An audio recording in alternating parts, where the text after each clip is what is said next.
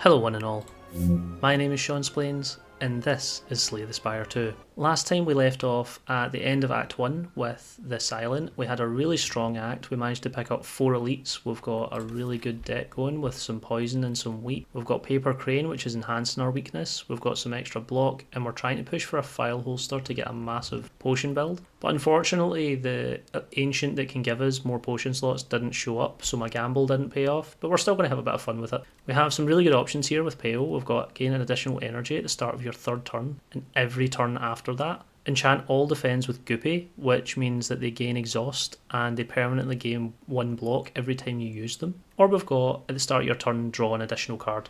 I'm actually just going to take the energy because we do have some high cost situations. We've got Bouncing Flask, which is always going to cost 2, and we've got Knife Trap. And I imagine there will be options later on. We've got Leg Sweep, and I might take more 2 or 3 cost cards, so this is a good option. I'm really tempted to take the Pael's Blood for extra card draw, but I think energy's fine here. And because of what we did in the last act with the spoils map, the map looks really different now.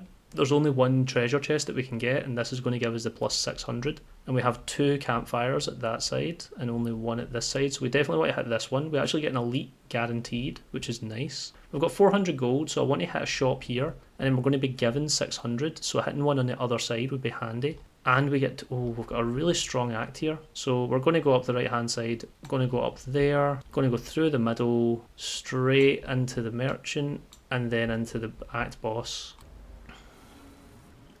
I am going to play my escape plan so that I get some more block. I need to block for 8 this turn. I'm wondering if I can burst into Up My Sleeve to get lots of shivs, but then there wouldn't be enough space in my hand. So what have I got in my discard pile? Probably a lot of better options. I will calculate a gamble, which gives us neutralise, meaning he's doing nothing, which means I only need to block 5 now. So I'll block the 5 and I'll throw Bouncing Flask. And it all goes on the same guy. Unfortunately, because of the exoskeleton, this poison can only do 9 damage a turn anyway, but that was quite funny that that all went into him. Poor little fella. So we'll hit him, so now he's dead. And then we'll target the front. I will weaken the middle since it's buffing itself. And continue to hold on to my survivor. And that was a good call, because now he's only doing 3. We'll do Noxious Fumes. Because of Permafrost and Captain's Wheel, we're definitely blocking enough. And now, as you can see, we've got the 4 energy a turn, which is obviously going to be more impactful in longer fights, but it's still really good here. I've only played 2 shivs, so that's not really worth it. I will just neutralise here, so they're only doing 6. And it's not really worth taking any damage at all, so I'll just Survivor. Then I can burst Up My Sleeve this time, and it'll actually be impactful. So we'll play all these shivs, and we win. Speed Potion we don't really need. I would rather hold on to these ones that we have, and I don't really like any of these cards, so I'll just move on. Go into an event. We have an option of a random power or a random 0 cost card. Based on the fact that we got Pael's Flesh, we don't really need 0 cost cards. I mean, Escape Plan would be nice. Calculated Gamble would be really nice, but I think I'll take a power. We get Footwork. Footwork works really well with the build. Saves me from picking one up later on. We get a fake merchant just before the real merchant. Now, I don't know, do I skip this skill now? I think we might skip this and just take... I want Mango, because I mean, 3 health is hard to say no to. I don't really know if I want Orichalcum because I'm almost always gaining block. Happy Flower is really good. This is handy, but not, like, amazing. Do you know what, I'll leave it. I'll just leave it, that's enough. I'll just go to this merchant and see if he's got something better. We've got Toolbox, we've seen that a couple of times, it's really nice. Eternal Feather's great, because it means I basically never have to rest at campfires. Equilibrium's a really strong block card that lets me retain my hand. I could maybe remove as well. I think I'll take Eternal Feather, and I'll take Equilibrium. I mean, they're just 2 really strong cards. They work really well with the build that we have going, and it pairs up with the dexterity that we just picked up, the footwork that we just picked up, sorry. Here we can add a decay to our deck, which means every single time we play a power, we deal 8 damage to all enemies. We only have Noxious Fumes footwork at the moment, which isn't really worth it, but we also haven't taken the Lost Wisp. I'll just take the 60 gold. There will come a time where we'll take the Lost Wisp in that act, but that's not today. Today we are blocking instead. So I will play Noxious Fumes turn 1, because it's really strong here. We get 7 block from that. And then I'll leg sweep into the multi-hitter. I don't know if I mentioned it before, but almost always weakening multi-hitters is more impactful than weakening other enemies in terms of how much damage output you're saving yourself. We're at 18, so we're blocking, they're doing 20 damage. I'll take 2, that's fine. We get to proc our Centennial puzzle, we get to land some of that. I will burst into Equilibrium to get enough block to get through the turn. Also means I get to hold on to my hand for 2 turns, which is really nice. They do 0 damage. And then I get Captain's Wheel block. I will weaken the one in the back because they're multi-hitting. I'll footwork so I get more out of my block cards. They are dealing 16 plus 8, so they're dealing 23. So if I block once, that's fine, and then I'll play up my sleeve. Just attack into the back again. Continue to hold my hand. And now again we've got the 4 energy, so that's going to be much more useful here than it was in the last combat. And we have a bunch of useless cards, so I'm going to just calculate a gamble. Get an entirely new hand, and we'll neutralise on the front.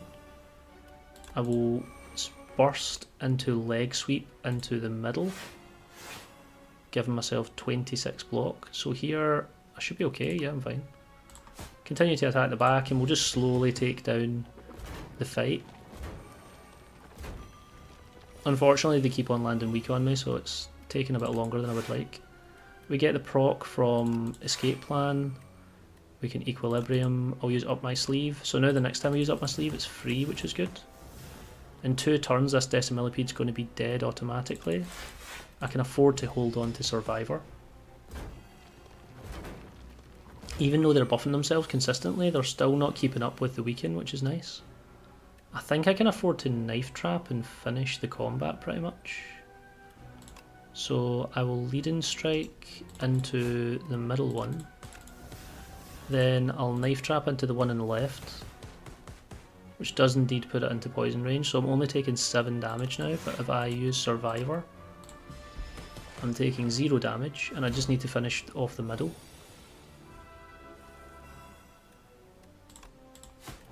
And we do not get fortunate enough to do that, it would seem. I'll burst into Survivor.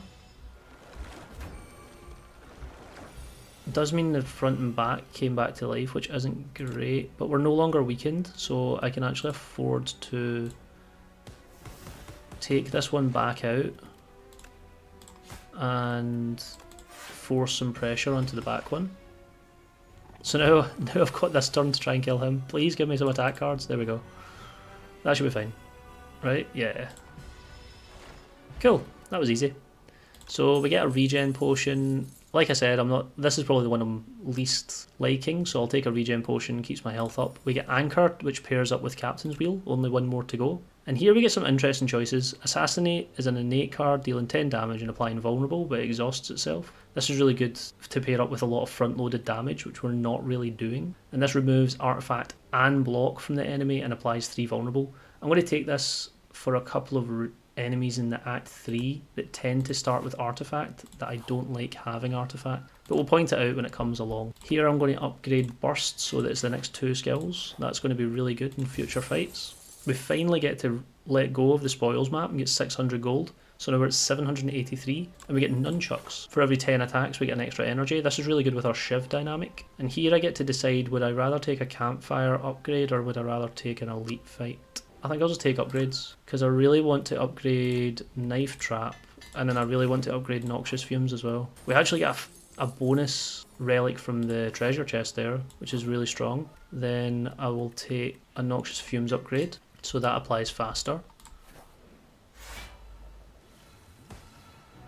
Then we get B-Man, so we actually don't want to use our shivs as best we can. We want to just try and poison our way through this. Although I will still apply the vulnerable, because why not?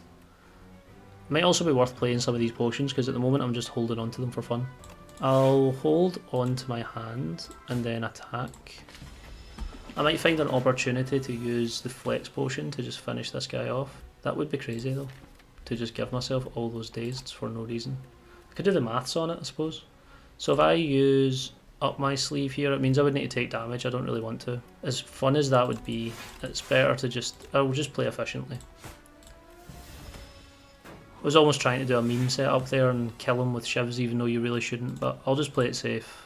We can just poison our way through this combat. Get through the dazeds. How many have we got? We've got no dazeds left at the moment, so I can afford to hit him once and get one. Now he's doing 4 times 7, but not with leg sweep. Basically taking no damage now. I'll defend. We retain both of our defend cards. He's doing 11 damage, so I'll just defend and leave it again. This guy seems really easy in the past couple of times I've fought him, but I swear when you're fighting him on higher ascensions and you're not as prepared as this, it can go wrong very quickly. I'll say that. We get Pael, which gives us 10 max HP, which is really handy, and we've got the options of Blur, another Footwork, or Dagger Throw. As much as I'm really tempted by another Footwork, especially because I have Anchor and Captain's Wheel on certain turns where that block might not matter, having Blur on those turns would matter because I could then carry it through, so I'll pick that up. And here we have Strikes and Defense gain Ethereal, which means I can get rid of them when I don't want them. Malaise is really solid. I don't really care about Stratagem or Salvo. Do I like a Whetstone? Upgrading Leading Strike would be nice. Apart from that, not that bothered. Tingsha, whenever you discard a card, deal 3 damage to a random enemy. I would love to make this work really well. I mean, I've got Calculated Gamble, but I don't have a lot of discard. Although I do have 864 gold. I'll just grab Tingsha, it's really fun. It makes a funny noise when it procs. We have the ability to remove a strike, so I'll do that. I will just pick up the Whetstone. Yeah, we get the Leading Strike upgrade. And I'll pick up Malaise, because that's really handy to have.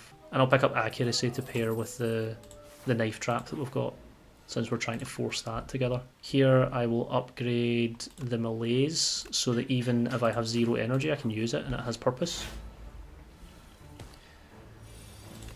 We unfortunately don't get the Blur on turn 1, but we do have the option to put him down to -4 strength, which would be quite funny. Try to figure out if I do Burst, would that make a difference? No, it wouldn't make a difference. Although, what it would allow me to do is I can Burst to do Expose, to give him 6 vulnerable, and then I can do Malaise to go -6 strength and 6 weak. Then we can put another 2 weak on there. So now the enemy is going to die really fast and is not doing a whole lot of damage. 1 times 2. Oh no. Whatever shall I do? We get our footwork online. I do need to keep an eye on Frantic Escape, to be fair. I'll need to be careful I don't get too overconfident here. I will Blur to carry that block into the next attack. I'll play my shivs. Keep a hold of our Survivor. Again, I still think this is one of the best decisions I made all run. I've never actually done that before. I might keep this as an idea for future, to just retain the Survivor, because that is a really strong idea. I don't know whether it's worth discarding here. I could pull the Bouncing Flask and the Noxious Fumes. In fact, it is good discarding here. So there we get all the damage from Tingsha. It's kind of tempting to just Knife Trap instead of Bouncing Flask, isn't it? Yeah. Bang, bang, bang. We get an extra energy because of that, and that allows us to Bouncing Flask. So I've got to do both anyway. Here I can Noxious Fumes, Accuracy, Frantic Escape, and Strike. Unfortunately we do take damage. I was kind of hoping we'd get through this flawlessly, but here we are. I will up my sleeve again. I don't have any way to draw more cards now. So I'll up my sleeve again and then Knife Trap. So we get all of that damage down. That's only going to get more fun. That's not going to get less fun. We'll do the Bouncing Flask again. Escape Plan into Leading Strike and a couple of shivs. Then we'll just escape a little bit. And just like that, we've hit the end of Act 2. We get given a block potion. Again, I'd like the collection that we've got going up here. And we have Tracking, Fan of Knives, and Adrenaline. Adrenaline is a nice safe bet that goes pretty much with everything. You're allowing yourself to draw cards and gain energy. And when you upgrade it, it goes up to 2 energy. Tracking is insane for us. Weak enemies take double damage from attacks, and they already get really weakened because of the Paper Crane, so that's a really good choice. And then we also have Fan of Knives, which pairs up with our Shiv idea and really pairs well with our Knife Trap, which as we saw can do a lot of damage and can be a lot of fun. I'll push for more of a Shiv build on a future run because it hasn't really gone the way I would have liked it to. We've only got Knife Trap and like 2 other Shiv cards. When you get a build that's like heavily Shiv based, this can be crazy and it can be really entertaining. But I think I'm going to take Tracking here. 1, it feels kind of safer, and 2, it synergises well with what I have. And it turns out that the card that I took here, Expose, is going to come handy against this boss later on. So that'll be nice to see in the next episode. That's all we have time for today. Thank you so much for joining me. I have been Sean Splains, and I'll see you in the next one.